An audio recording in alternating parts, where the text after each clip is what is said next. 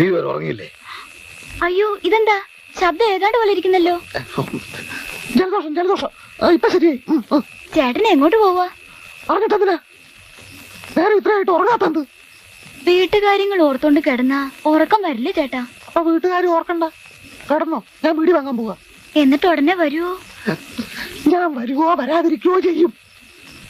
വിറക് കീറാൻ ചേട്ടൻ വിഷമിക്കുന്ന കണ്ടപ്പോ എനിക്ക് സങ്കടം വന്നു. പോയി കിടന്ന് ഉറങ്ങാൻ നോക്കൂ കുരിശേ.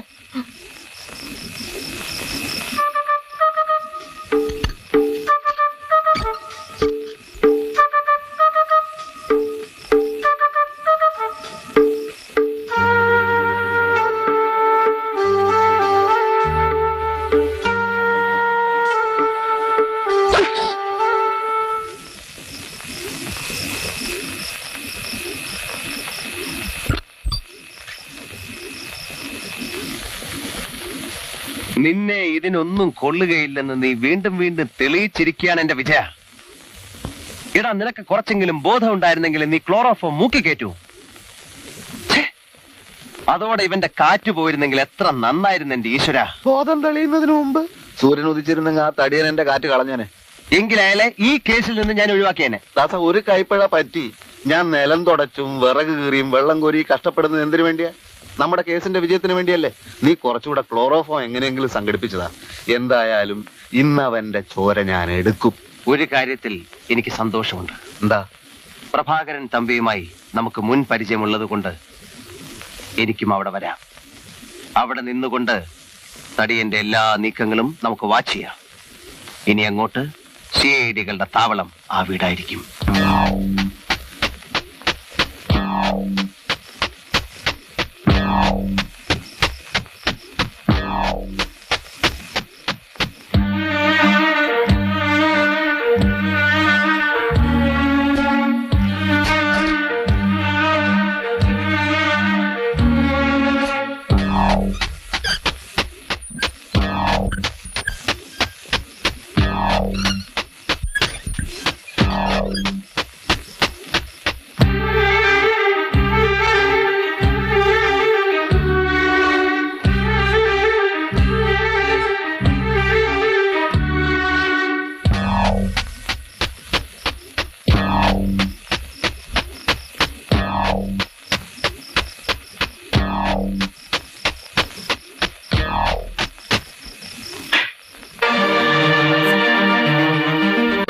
അനന്തൻ നമ്പ്യാർ, നിങ്ങൾ? ഞാൻ ജയിലിലാണ്.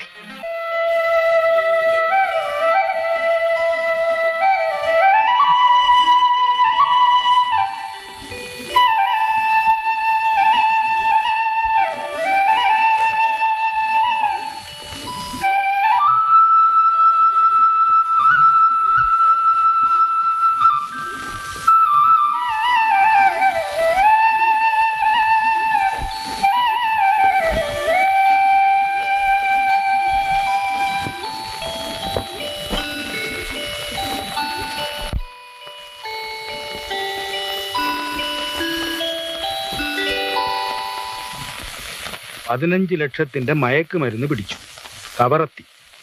കവറത്തി ഐലൻഡിനെ ലക്ഷ്യമാക്കി നീങ്ങിക്കൊണ്ടിരുന്ന ഒരു ബോട്ടിൽ നിന്ന് കസ്റ്റംസ് ഓഫീസർ രാജശേഖരന്റെ നേതൃത്വത്തിലുള്ള സംഘം 15 ലക്ഷം രൂപയോളം വില വരുന്ന ഹെറോയിൻ തുടങ്ങിയ മയക്കുമരുന്നുകൾ പിടികൂടി. കള്ളക്കടത്ത് സംഘത്തിലെ 3 പേരെ അറസ്റ്റ് ചെയ്തു. 2 പേർ കടലിൽ ചാടി രക്ഷപ്പെട്ടു. കഷ്ടം, ഈ കസ്റ്റംസുകാരെ കൊണ്ട് തോറ്റു. കള്ളക്കടത്തുകാർക്ക് ജീവിക്കാൻ വയ്യാന്നുള്ള ഒരു സ്റ്റേജായി.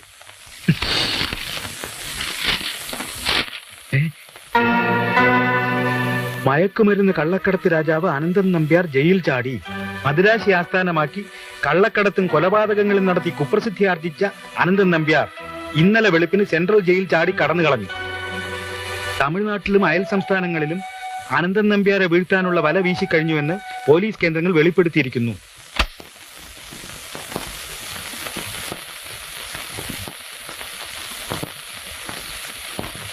അനന്തോ,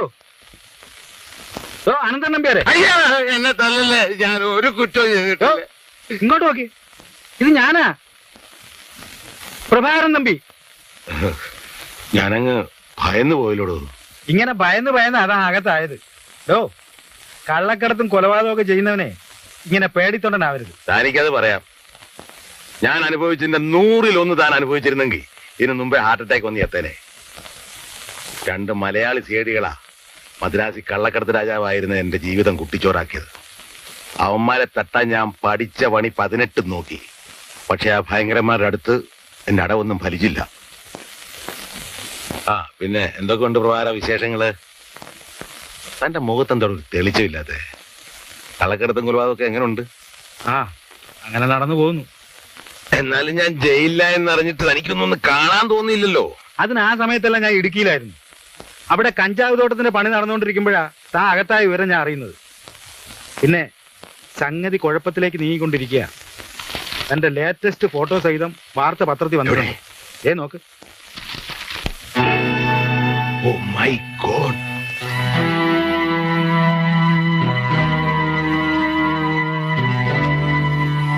പുറത്തിറങ്ങാൻ പറ്റാത്ത സ്ഥിതിയായല്ലോ ഈശ്വര. പുറത്തിറങ്ങാൻ പറ്റില്ല അനന്ത. എന്നെ പറ്റി പോലീസിന് ഇന്നുവരെ യാതൊരു സംശയവുമില്ല. അനാഥ മന്ദിരം, കുഷ്ഠരോഗ നിവാരണം എന്നൊക്കെ പറഞ്ഞു വളരെ മാന്യമായ രീതിയിൽ ഞാൻ മുന്നോട്ട് പോയിക്കൊണ്ടിരിക്കുക. താനുമായി ബന്ധമുണ്ടെന്നോ മറ്റോ പോലീസുകാർ അറിഞ്ഞാൽ എന്റെ ഭാവി അതോടെ അവതാളത്തിലാവും. അപ്പോ അനന്തൻ ഇവിടുന്ന് പോണം. പ്രഭാകര പതുക്കെ. എന്റെ ഭാര്യയെ ഞാൻ ഈ പത്രം കാണിച്ചിട്ടില്ല. എന്റെ രഹസ്യങ്ങളൊന്നും അവർക്ക് പോലും അറിയില്ല. എന്നെ ആപ്പിലാക്കാതെ അനന്തൻ എത്രയും പെട്ടെന്ന് ഒന്ന് സ്ഥലം വിടണം. ആ പഴയ പ്രഭാകരൻ തന്നെയാണോ ഈ സംസാരിക്കുന്നത്? 7 വർഷങ്ങൾക്ക് മുമ്പ് വിജയവാഡയിലെ കാസിനോ ഹോട്ടലിൽ വെച്ചൊരു മാർവാടിയെ തല്ലിച്ചതച്ച് ഇടയിലുണ്ടായിരുന്ന 4 ലക്ഷം രൂപ നമ്മൾ പങ്കിട്ട് ആ സൗഹൃദമൊക്കെ താൻ ഇത്ര പെട്ടെന്ന് മറന്നോ? പഴയ കാര്യങ്ങളൊന്നും പറഞ്ഞ് നേരം കളയണ്ട. ഞാൻ കുറച്ച് രൂപ വേണമെങ്കിൽ തരാം. രൂപയല്ല എനിക്കിപ്പോ ആവശ്യം. ഒളിച്ചിരിക്കാൻ ഇടവാ. ഇന്ത്യയിൽ ഒരിടത്തും എനിക്ക് രക്ഷയില്ല. താൻ എനിക്കൊരു കള്ള പാസ്പോർട്ട് സംഘടിപ്പിച്ചതാ. ഞാൻ വല്ല മലയാളിലോ സിംഗപ്പൂരിലോ എവിടെങ്കിലും പോയി വല്ല കൂലിപ്പണിയും ചെയ്ത് ജീവിച്ചോളാം. അതൊന്നും പെട്ടെന്ന് നടക്കുന്ന കാര്യമല്ല എന്താ. എന്നാ ഞാൻ ചെന്ന് പോലീസിന് പിടി കൊടുക്കട്ടെ? അതാണ് നല്ലത്. ഒരു കള്ള പാസ്പോർട്ട് സംഘടിപ്പിച്ചാൽ ഞാൻ ഈ വീട്ടിൽ നിന്ന് പോകത്തില്ല. ഈ വീട്ടിൽ എന്തായാലും തന്നെ നിർത്താൻ ഒക്കത്തില്ല. താൻ ഒരു കാര്യം ചെയ്യും, എന്റെ കൊപ്രാക്കളത്തിൽ പോയി നിൽക്കും. പക്ഷേ താൻ അടിമുടി ഒന്ന് മാറണം. എന്ന് വെച്ചാ വേഷം മാറണം. തലയിൽ ഒരു വിഗ് വെക്കണം, ഒരു താടി വേണം. പിന്നെ പാറപ്പുറത്ത് ചിരട്ടയിട്ട് വരയ്ക്കും പോലുള്ള തന്റെ ഒരു ശബ്ദം ഉണ്ടല്ലോ, അതൊന്ന് മാറ്റണം. ചേട്ടൻ വന്നേ പിന്നെ എനിക്ക് സുഖമാ. അല്ലെങ്കിൽ ഈ പണി മുഴുവൻ ഞാനാ ചെയ്തോണ്ടിരുന്നത്. ചേട്ടന് പഴഞ്ചോറ് കിട്ടിയോ? നീ വിചാരിക്കുന്നത് പോലെയുള്ള ആ പോപ്പി ഒന്നുമല്ല ഞാൻ. അയ്യോ, ചേട്ടൻ ദേഷ്യപ്പെടാൻ മാത്രം ഞാൻ ഒന്നും പറഞ്ഞില്ലല്ലോ. മുൻകോപക്കാരെ എനിക്കിഷ്ടമാ. അവരുടെ ഉള്ളിൽ സ്നേഹം കാണും.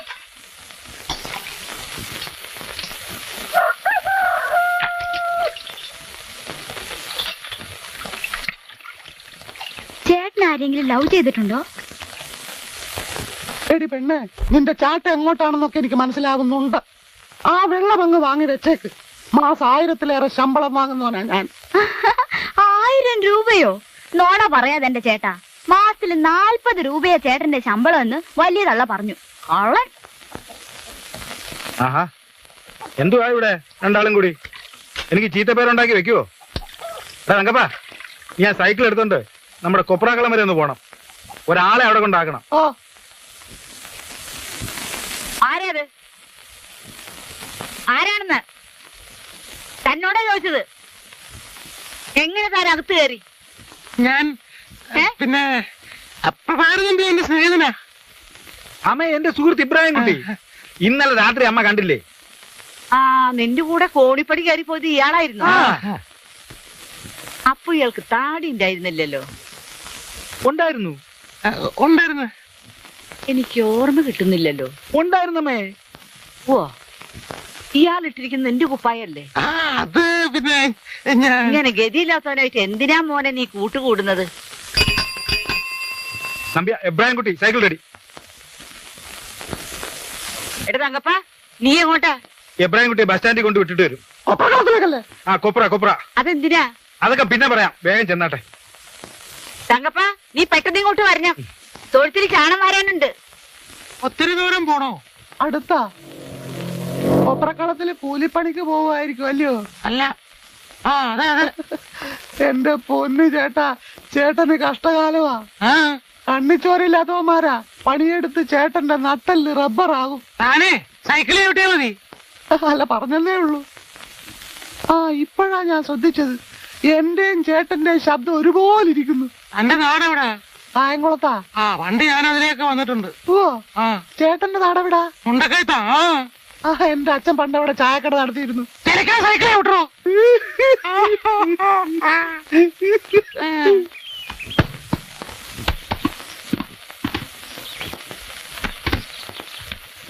ചേട്ടൻ ഇറങ്ങിക്കോ. ഇവിടെയാണോ?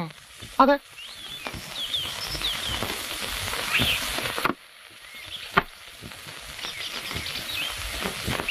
ഇയാളെ ഞാൻ മുമ്പ് എവിടെയോ കണ്ടിട്ടുണ്ടല്ലോ. അവനെ എനിക്ക് മുൻ പരിചയമുണ്ടല്ലോ.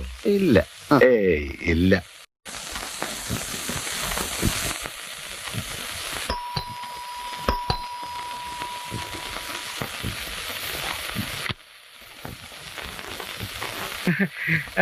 സാറിവിടെ ഞാൻ വെറുതെ വരൂ.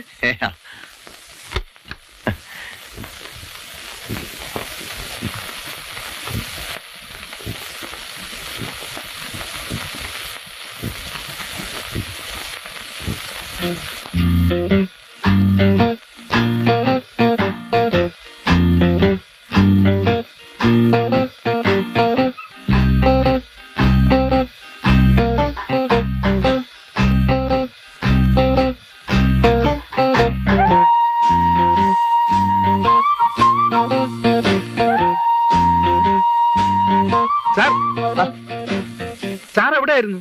സാർ എവിടെയായിരുന്നു? സാർ ഈ വാതിലിൽ കൂടെ കയറിയപ്പോ ഞാൻ ആ വാതിലിൽ കൂടെ അങ്ങോട്ട്. അപ്പൊ ഞാൻ ആ വാതിലിൽ കൂടെ കയറി, പിന്നെ ഈ വാതിലിൽ കൂടെ അങ്ങോട്ട് ഇറങ്ങി കയറി വന്നു. നമുക്ക് താഴെ ഇരിക്കാം. പടി കയറി വന്നല്ലേ, ഇനി വീടൊക്കെ ഒന്ന് കണ്ടല്ലോ. അല്ല, ഇവിടെ അങ്ങനെ പ്രത്യേകിച്ച് കാണാൻ ഒന്നും തന്നെ ഇല്ല സാർ. അല്ല, ഈ വീടിന്റെ കൺസ്ട്രക്ഷൻ കാര്യങ്ങളൊക്കെ. ദേവു, 2 ചായ വേണം. സാർ,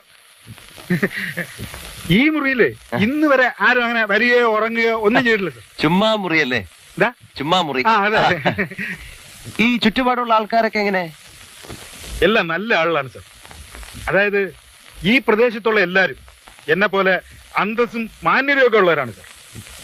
സത്യത്തിൽ മക്കളില്ലാത്ത എനിക്ക് അവരൊക്കെയാണ് സാർ ഏക ആശ്വാസം.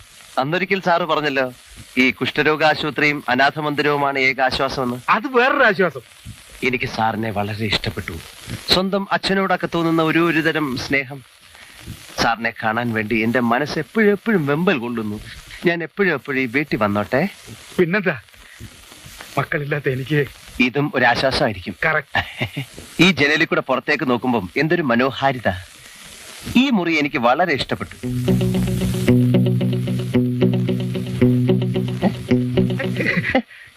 ഇതെന്റെ സ്വന്തം കമ്പിളിയാ. ഞാൻ പതിവായിട്ട് പുറകാറുള്ളതാ. ഇവിടെ തന്നെ. ആയിക്കോട്ടെ, ഞാൻ ചോദിച്ചില്ലല്ലോ. അല്ല, പറഞ്ഞതേ ഉള്ളൂ.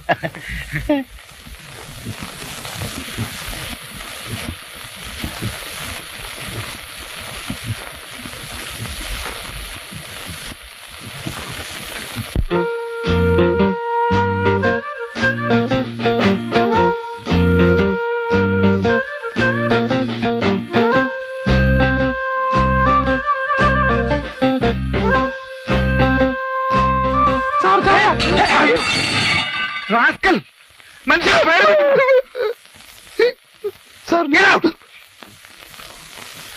അമ്മ ഒരെ കഴുതകളെ പിടിച്ച് ജോലിക്ക് നിർത്തും.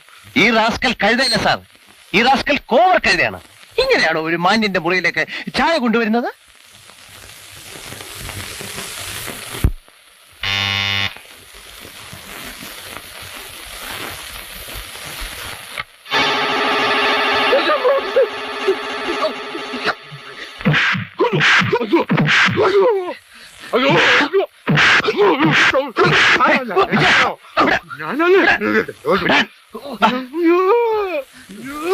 എന്ത്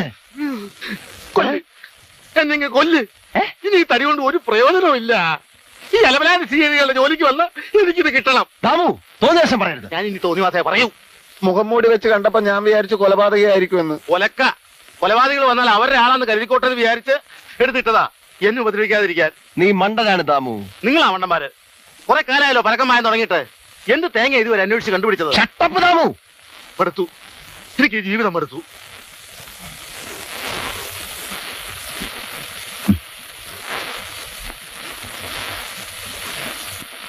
എവിടെ നിന്റെ മുടിയും താടിയും?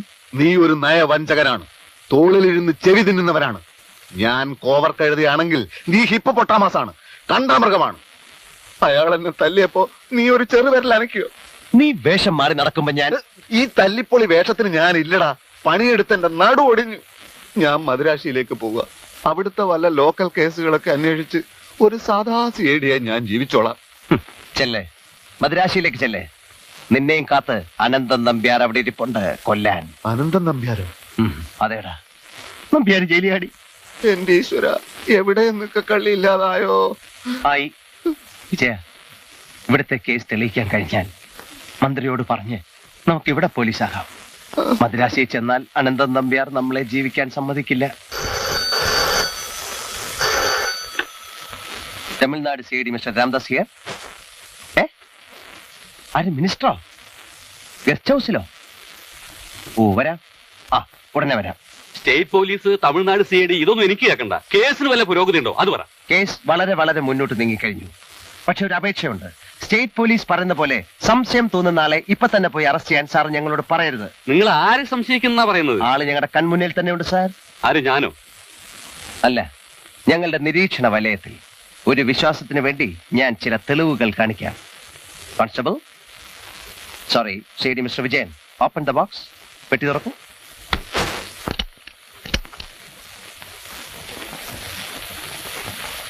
ഇത് അതിഭയങ്കരമായ ഒരു തെളിവാണ് സർ.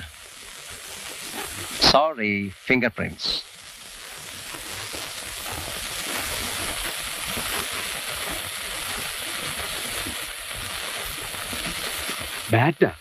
ബാറ്റക്കാരാണോ കൊലപാതകികൾ? അല്ല സാർ, ഇനി മറ്റൊരു തെളിവും കൂടിയുണ്ട്. ഒരു മുഖം മൂടി. ഇനി ഒരേ ഒരു തുമ്പും കൂടി കിട്ടിയാൽ ഈ കേസിലെ എല്ലാ പ്രതികളെയും ഞങ്ങൾ അതോടെ പൂട്ടും. എന്ത് തുമ്പ്? കുറ്റവാളിയുടെ രക്തം. ഇനി അത് മാത്രമേ കിട്ടാനുള്ളൂ. രക്തമെടുക്കാനുള്ള സിറിഞ്ചും ക്ലോറോഫോമും ഞങ്ങളുടെ കയ്യിലുണ്ട്. എന്തൊക്കെയാണ് നിങ്ങൾ ഈ പറയുന്നത്? എനിക്കൊന്നും മനസ്സിലാവുന്നില്ല. മദ്രാശിയിലെ ആരെയൊക്കെയോ പിടിച്ചു എന്നോ കമ്മിറ്റി എന്നൊക്കെയാണല്ലോ പറഞ്ഞു കേട്ടുള്ളത്. എനിക്ക് വിശ്വാസം വരുന്നില്ല. അസംബ്ലി കൂടാൻ പോവുക. അവിടെ ചോദിക്കുന്ന ചോദ്യങ്ങൾക്ക് മറുപടി പറയേണ്ടത് ഞാനാ, നിങ്ങളല്ല. എത്രയും പെട്ടെന്ന് കേസ് തെളിയിച്ചില്ലെങ്കിൽ ഖജനാവിന് വരുത്തി വെച്ച നഷ്ടത്തിന് നിങ്ങൾ മറുപടി പറയേണ്ടി വരും. അങ്ങനെ പറയരുത് സാർ. അങ്ങനെ പറഞ്ഞാൽ ഞാനും ചിലതൊക്കെ പറയും. കഴിഞ്ഞ വർഷം ജൂൺ മാസത്തിൽ ഉദരന്നൂർ ചെക്ക് പോസ്റ്റിൽ വെച്ച് കൊല്ലപ്പെട്ട രാജേന്ദ്രൻ എന്ന എസ് ഐ നിങ്ങൾക്ക് ഓർമ്മയുണ്ടോ? അതൊരു കൊലപാതകമല്ല, സ്വാഭാവിക മരണം മാത്രമാണെന്ന് നിങ്ങൾ വരുത്തി തീർത്തു. അയാളുടെ കുടുംബത്തിന് ആനുകൂല്യങ്ങൾ നിഷേധിച്ചു. 2 വർഷത്തെ സർവീസ് തികയാൻ 2 ദിവസം കൂടി വേണമെന്ന് പറഞ്ഞ് അയാളുടെ വിധവയ്ക്ക് ജോലി നിഷേധിച്ചു. പാവങ്ങളായതുകൊണ്ട് അവർക്ക് കേസ് നടത്താൻ കഴിഞ്ഞില്ല. ആദ്യം അവർക്ക് നീതി നൽകൂ, പിന്നീട് അവർ കേസ് അന്വേഷണം മാസ്റ്റർ. Okay, come on.